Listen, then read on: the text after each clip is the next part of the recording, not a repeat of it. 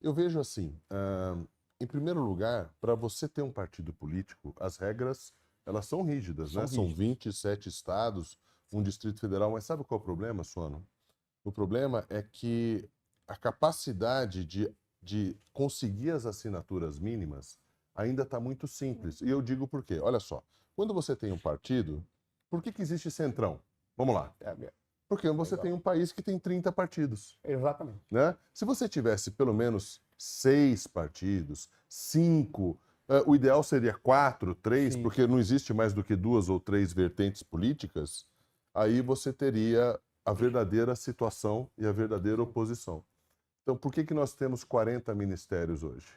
Porque para você agradar o número de partidos que tem uma representação mínima, esse partido vai se juntar ao chamado Centrão, porque o Centrão, na verdade, é um partido político que une outros partidos políticos. Sim. Né? Ele se junta, quer dizer, um partido tem 20 deputados, o outro tem 25, o outro tem 18. Então, eles se juntando, eles têm 80, 120. Sim. Então, Suano, o que acontece no sistema político, e o Brasil, eu acho que o Brasil não merece isso no bom sentido, porque isso custa muito caro para o país, isso não traz resultado nenhum para a população, isso engorda o caixa dos partidos que mal prestam contas. Sim. E aí, você me perguntou da justiça eleitoral. Sim, sim. A justiça eleitoral precisava se ater mais a isso, ser um pouco mais rígida a isso, e Concordo não, plenamente. eventualmente, julgar pessoas por determinados atos administrativos ou sequer políticos e dizer, olha,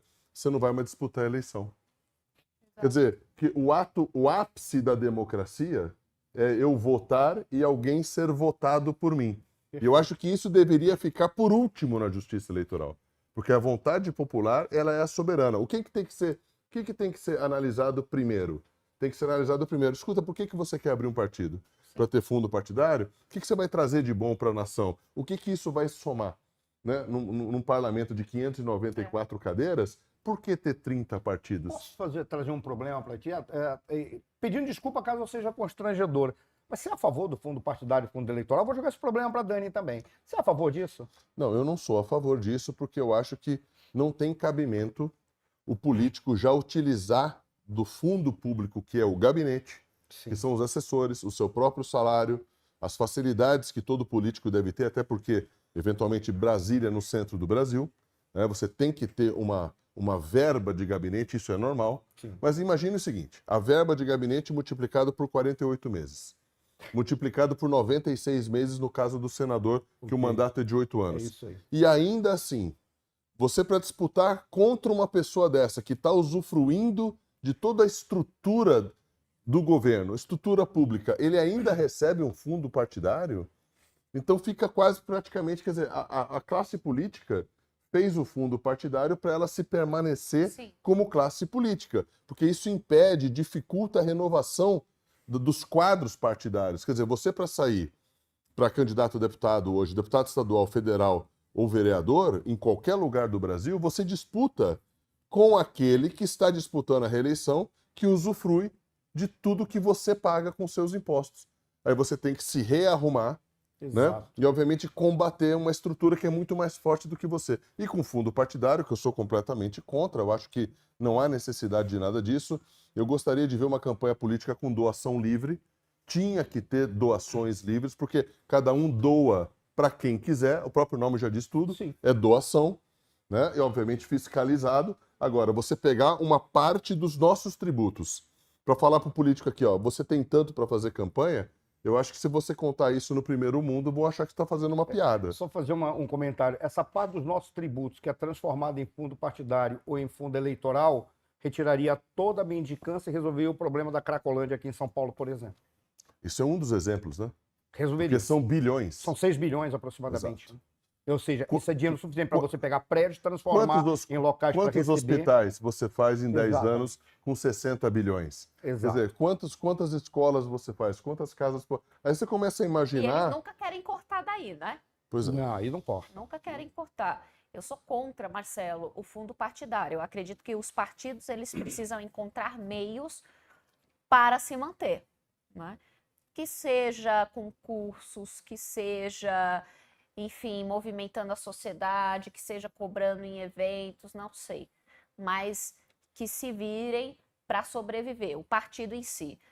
Mas o fundo eleitoral, eu sou contra como ele está estabelecido hoje. Né? Porque o fundo eleitoral, ele, como eu já disse várias vezes aqui, ele é concentrado no dono do partido. Sim, O é quem dono toma do a decisão. partido que vai definir para quem vai a maior fatia desses recursos, com os critérios da cabeça dele e o que ele quer.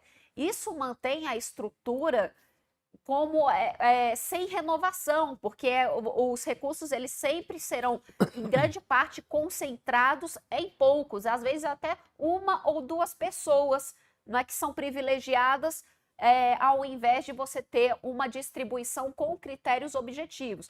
O Novo já tentou entrar com essa história de não usar o fundo eleitoral e se ferrou. Desculpem a forma de me falar, mas entendeu que no jogo político, o que você precisa?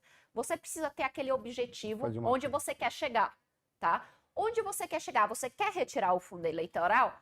Ok, mas não adianta você entrar com essa ilusão de que vou pular etapas e já vou mostrar, nós chegamos lá. E aí eles entenderam o quê? Bom, em primeiro lugar, como foi ali para o Novo? O dono do partido na época era simplesmente aquele que tinha grande parte do poder aquisitivo e o network de outros milionários. E aí o que acontecia? Alguns dos candidatos do Partido Novo, os escolhidos, os iluminados, não é que a partir daquele dono do partido que ele indicava aqueles milionários que iriam doar para determinadas candidaturas. Ou seja, só aqueles que tinham o networking dentro do partido e era próximo do dono do partido que conseguiam as doações e conseguiram ser eleitos, não é?